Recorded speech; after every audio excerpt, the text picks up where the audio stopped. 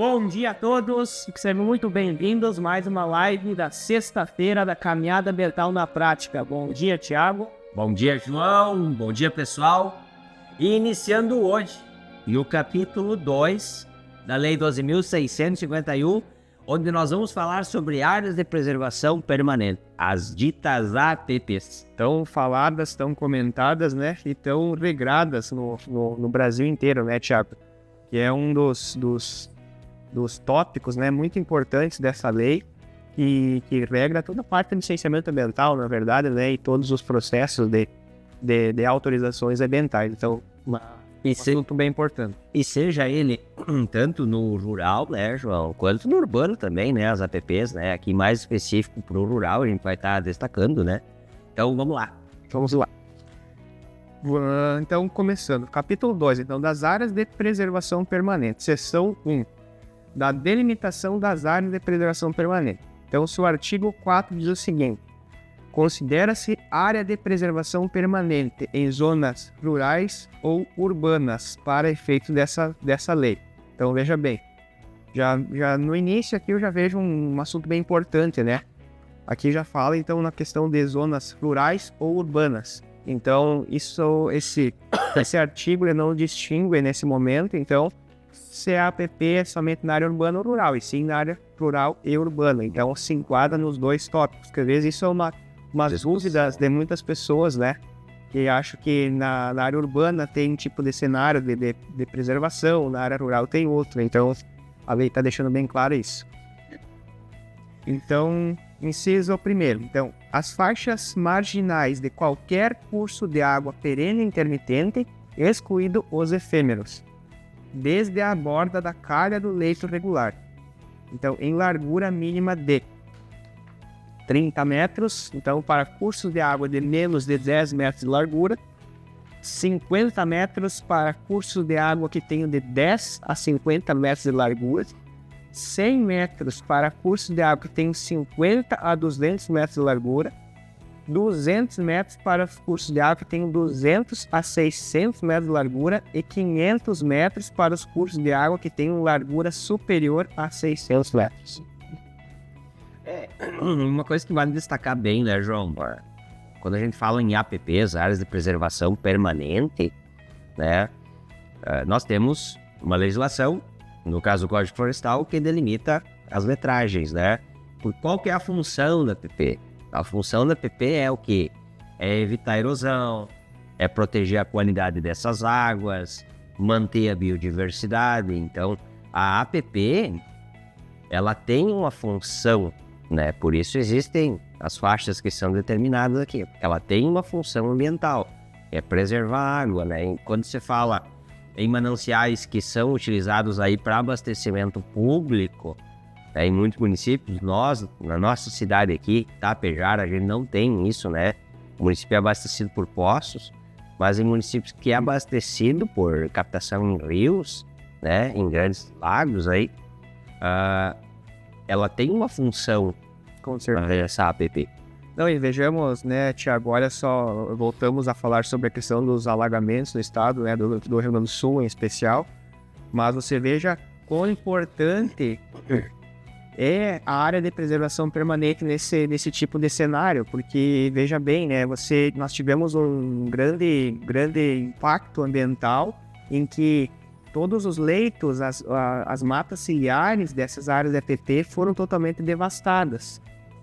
Então, hoje a gente vê um cenário assim, de destruição, literalmente, nessas áreas da APP. Destruição, né, João? Exatamente. A palavra é correta. Então, acabou levando tudo. Então, tu imagina, muitos locais não tinham matas ciliares na beira dessas APPs, não existiam de fato. Então, com certeza, o impacto ambiental nesses pontos específicos foram muito superiores aos impactos em locais que existiam matas ciliares contendo esse solo, dando uma estabilidade geotécnica, né, para esse solo, enfim, para evitar uma erosão, né.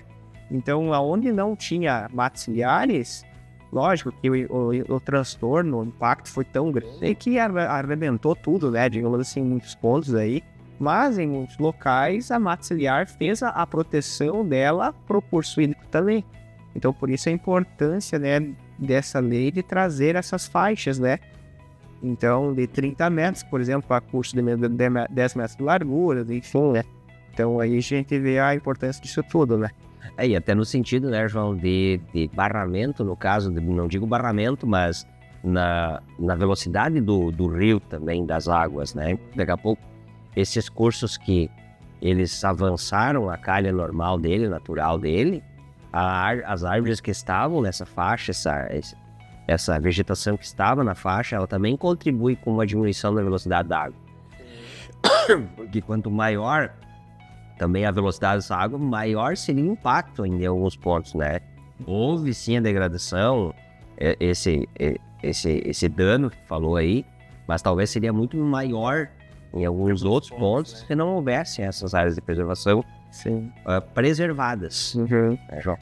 E falando, né, nesse caso específico, eu vejo que todo o estado do Rio Grande do Sul, não somente o estado, mas os municípios também que estão, né, no nosso estado, que possuem as cabeceiras dessas nascentes, né, onde que dá origem a esses cursos de água, né, dessas bacias, né, Taquari, enfim, e outras demais, tem um grande desafio também, porque o cenário de recuperação dessas faixas não tem que se dar só pontual nos locais onde foram afetados.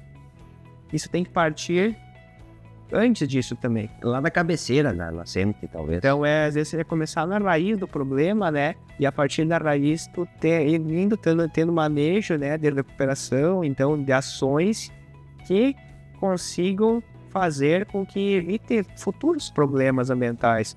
Então, pensando na questão de barramento, né, o Estado hoje está com programas, né, de legislações quanto a incentivar o barramento de curso d'água, enfim, tudo mais. Então, são tudo ações que lá no final vem a possibilitar uma melhoria, um armazenamento de água, né, de uma forma que auxilia também a agricultura, quanto também possíveis outros impactos, digamos assim, né? E eu acho que vem a calhar, João, no sentido assim, esse programa aqui do nosso estado, essa questão da irrigação, que vem forte, né?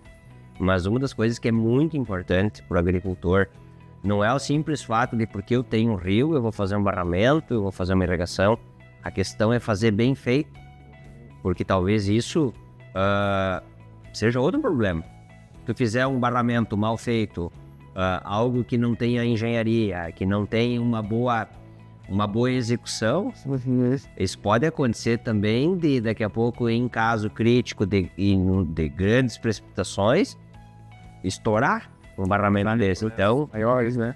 Tem que cuidar muito essa questão de engenharia, de execução, porque é muito importante, né, João? Acho que a gente tem que falar sobre isso também, que daqui a pouco, nesse quesito do barramento, as pessoas não levam muito em consideração a engenharia, mas a engenharia é muito importante.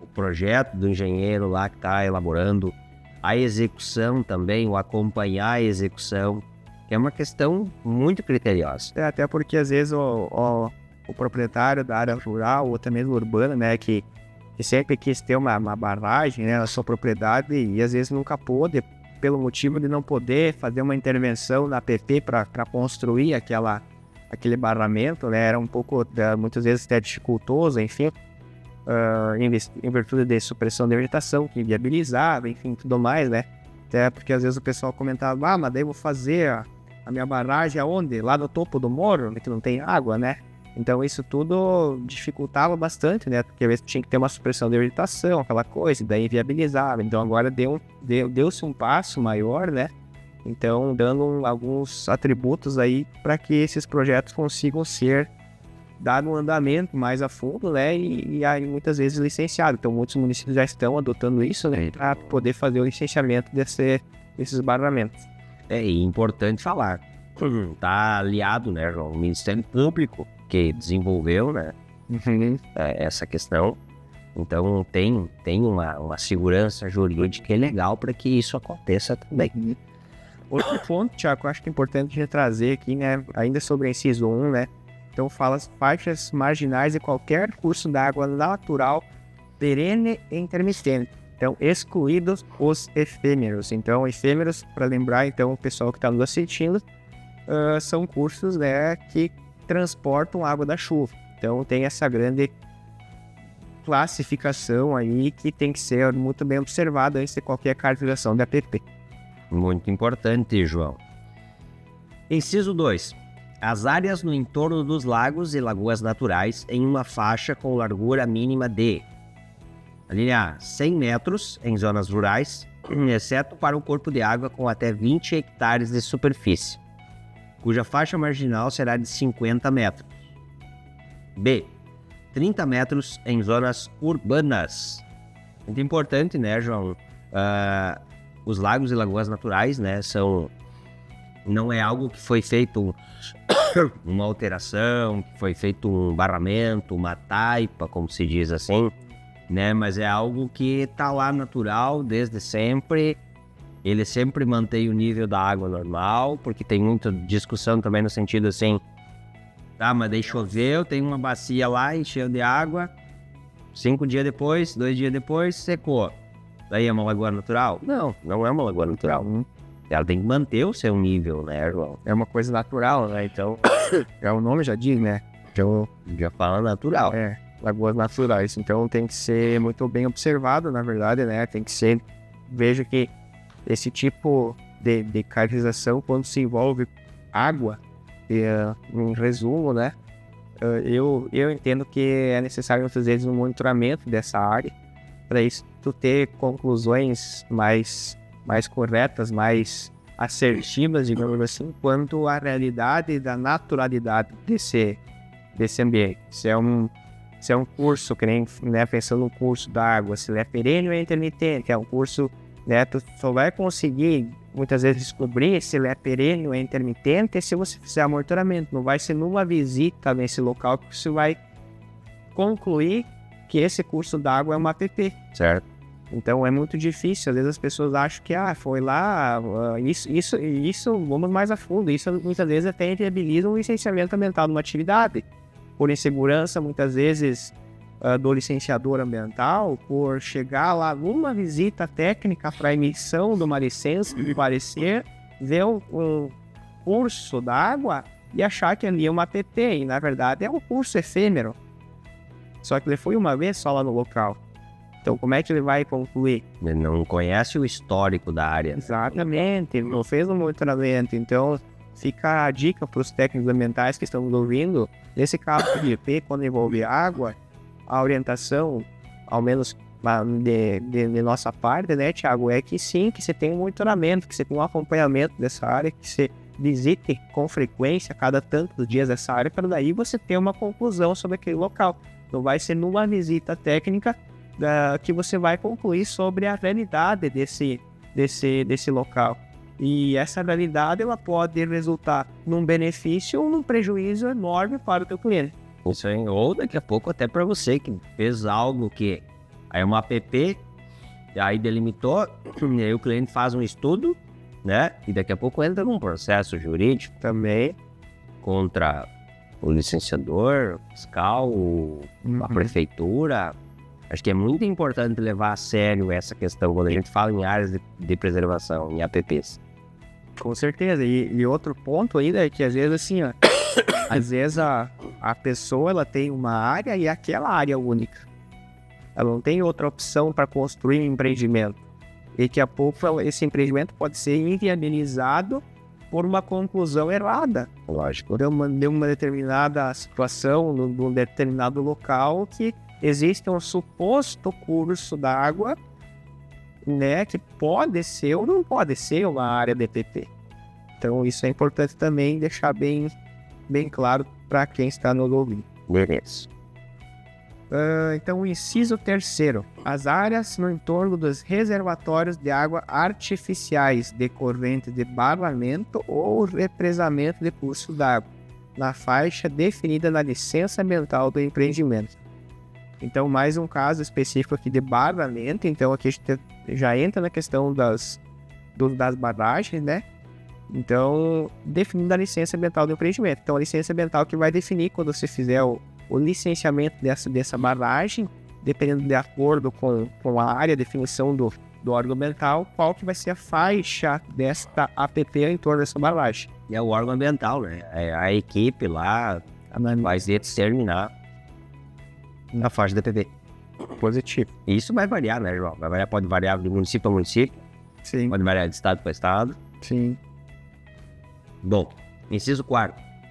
As áreas no entorno das nascentes e olhos de água perenes, qualquer que seja sua situação topográfica no raio de 50 metros. Então, o que acontece, né? Para nascentes, olhos de água perenes, né? Tem um fluxo contínuo, né? De água e que vai formar um curso hídrico. São 50 metros de raio do olho da nascente. 50 metros. Seja urbano, seja rural. Independente. Inciso 5º. As encostas ou partes destas com declividade superior a 45 graus, equivalente a 100% na linha de maior declive. Então, também é uma APP. Quer dar uma explicada nesse sentido, João? O que seria essa parte? Então, seria a questão de áreas com declives, né? Então, superiores a 45 graus. Então, esses declives, muitas vezes, então é interessante que você tenha essa informação através de uma topografia. Então, para tu saber exatamente qual que é a área será que essa área aqui tem uma declividade superior a 45 graus? Sim ou não? Como é que eu vou saber no olho? Eu vou chegar lá e vou olhar. É difícil você ter uma conclusão e você tem a certeza do que tu está falando.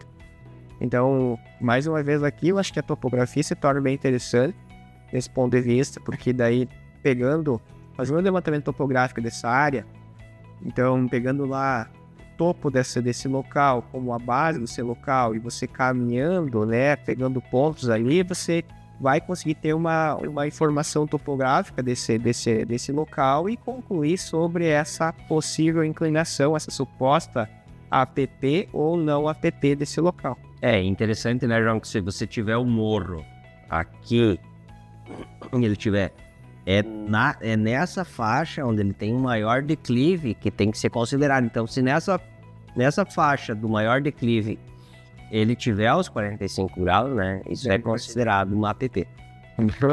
Então, o inciso 6º, então, as restingas como fixadoras de dunas ou estabilizador de mangues. Os manguezais em toda a sua extensão, então veja bem as restingas, então os manguezais, então pega toda essa área, então não tem uma faixa, digamos assim, de preservação, mas é a própria área ali que ela tem essa influência. E os próprios mangues, né, João, eles têm uma função muito importante, que é a função contra a erosão, né? Uhum. Aí no próprio mangue você tem uma diversidade muito grande de fauna ali. Então, as bordas dos tabuleiros ou chapados até a linha de ruptura do relevo em faixa nunca inferior a 100 metros em projeções horizontais. Então, aqui a gente está falando em tabuleiros ou chapadas, né? Então, os ambientes onde você tem lá todo digamos, pode ser até uma planície e de repente tem um penhasco, digamos assim, né? Então, essa faixa aí é de nunca inferior a 100 metros da sua projeção horizontal.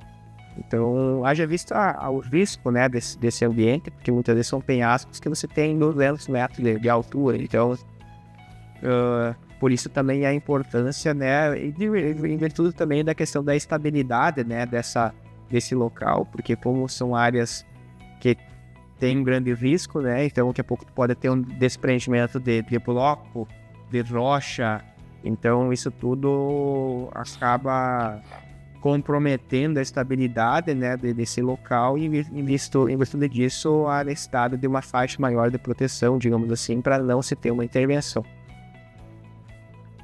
Topo de morros, então montes, montanhas, serras com altura mínima de 100 metros e inclinação média maior que 25 graus. As áreas delimitadas a partir da curva de nível correspondente a 2/3 da altura mínima da elevação, sempre em relação à base, sendo esta definida pelo plano horizontal definido por planície de espelho d'água adjacente ou em relevos ondulados pela cota do ponto da cela próximo da elevação. Lembra que a gente fez um curso do cadastro ambiental rural, é muito importante, e aí tu tem os morros aqui e você tem os pontos de cela, né? Então acho que é bem importante talvez a gente vir numa outra live, Falando só sobre esse item, né? explicando essa questão das apps aí, bem mais definido e bem mais a fundo, né? Para ficar também mais claro para as pessoas. Isso.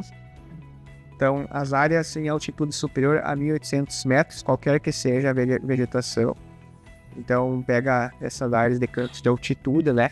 Então, a altitude superior a 1.800 metros, qualquer que seja a vegetação. Seja a vegetação aí arbórea, arbustiva, herbácea, gramíneas, né? Estágios iniciais, médios, avançados, enfim. Então, qualquer que seja a sua vegetação. Quer prosseguir? Pode seguir mais um pouco. Inciso 11, então, em veredas. Então, a faixa marginal em projeção horizontal, com largura mínima de 50 metros, a partir do espaço permanentemente brejoso e encharcado. Então, nesse caso específico, então, a legislação ela deixa bem claro aqui que a partir do espaço que essa área está inundada, enfim, ou encharcada, digamos assim. Então, a partir de uma largura de 50 metros. É como se fosse quase uma nascente, digamos ali, um raio de uma nascente, só que, no entanto, a partir do ponto que existe essa água encharcada. Então, 50 metros. Não é muito a realidade aqui do estado do Rio Grande do Sul, mas em alguns outros estados, sim, isso acontece, né? E Mato Grosso, Minas Gerais, né? Tem muita vereda, e dentro da vereda aí você tem o tal do buritizeiro, né? Que é uma vegetação típica, né? Isso. Muitas vezes dessas... É igual o nosso Gerivá. Sim. É parecido muito com o nosso Gerivá. Do Rio Grande do Sul. Que é onde tem vereda, tem água. Pode ter certeza disso. Então, parágrafo 1º, então, não será exigida área de preservação permanente no entorno de reservatórios artificiais de água que não decorram de barramento ou represamento de cursos d'água. Natural. Isso aí. Então, o que é isso, tá, gente? Isso aqui seria o açude. Né? Muita gente não sabe distinguir, né? Pela questão técnica, enfim, né? Eu preciso fazer um açude, mas daí tu vai lá, o cara quer fazer o açude, barrar sangue, barrar água de nascente, de curso. Então aqui é um açude, é um represamento que você vai fazer um buraco lá no topo da coxilha e você vai represar Água da chuva, né? Que vai escoar da lavoura ali por causa da chuva. Esse é um barramento artificial e não cabe área de preservação permanente ao entorno desse barramento. Então, parágrafo 4º, nas acumulações naturais ou artificiais de água com superfície inferior a 1 hectare, então fica dispensado a reserva de faixa de proteção. Então, aqui fala que inferior a 1 hectare, então não há a faixa de proteção nos incisos 2 e 3. Então, vedado na supressão de áreas de vegetação nativa, salvo autorização do órgão ambiental. Então, superfície inferior a 1 hectare fica dispensado, então. Parágrafo 5º, então, é admitido para pequena propriedade ou posse rural familiar, do que trata o inciso 5º do artigo 3 dessa lei, o plantio de culturas temporárias e sazonais evasando um ciclo curto da faixa técnica exposta no período do vazamento dos rios ou lagos, desde que não implique a supressão de novas áreas de vegetação nativa, seja conservada a qualidade da água do solo, seja protegida a fauna silvestre. Então, o que seria aqui, tá, pessoal? Seria... Nós temos o leito natural do rio, né? E aí, em caso de cheia, onde que o rio vai? O rio vai daqui até 30, 50, 70, 100 metros de distância.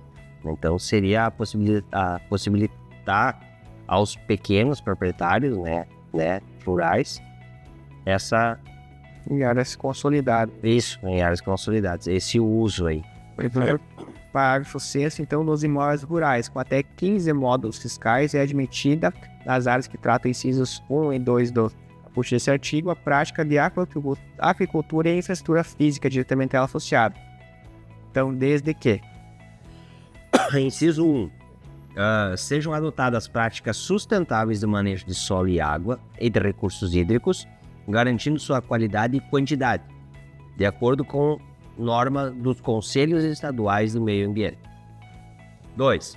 Esteja de acordo com os respectivos planos de bacia ou planos de gestão de recursos hídricos. 3. Seja realizado o licenciamento pelo órgão ambiental competente. 4. O imóvel esteja inscrito no Cadastro Ambiental Rural, nosso famoso CAR.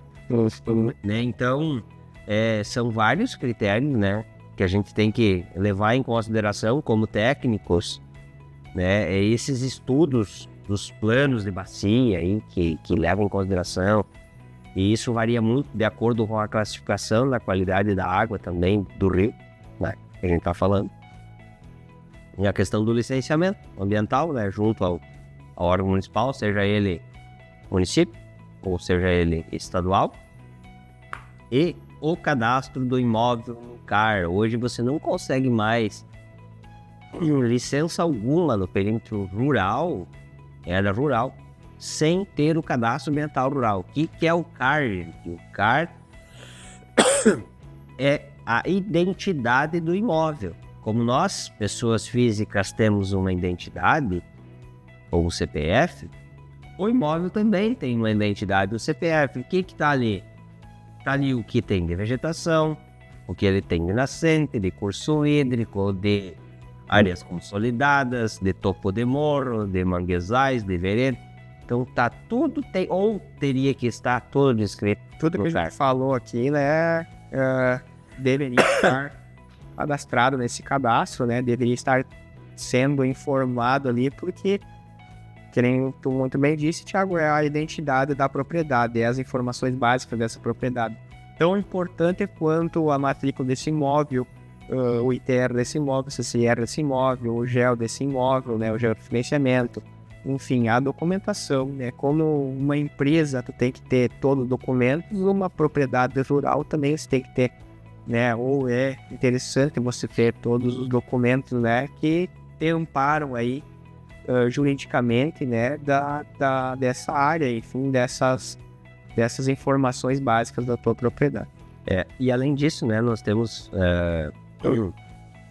no inciso 5º aqui, não implique em novas supressões de vegetação, né? Tudo é possível, né? Desde que também não implique em vegetação, em supressão de vegetação.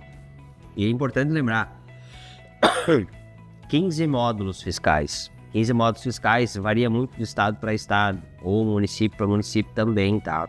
Tem municípios que um módulo é 10 hectares, tem município que é 15, que é 20, tem lugares que é 50. Então varia muito e é importante ver aí se a tua propriedade ela se enquadra nesse quesito dos módulos fiscais também. Perfeito, então. Chegamos ao fim da nossa live, né? Muito importante, falando sobre as áreas de preservação permanente. E daqui a pouco aí, dúvidas, comentem, né? A gente vai estar aqui para tirar essas dúvidas, para ajudar vocês aí, para ajudar todo mundo. E a gente tá aí para isso. Somos técnicos, né? Como todo mundo aí que nos ouve, que nos acompanha também e a gente busca sempre estar do lado dos agricultores, dos técnicos ambientais, auxiliando aí nas dúvidas do dia a dia. Um ótimo final de semana a todos e fiquem com Deus. Um abraço, ficamos por aqui e até a próxima live.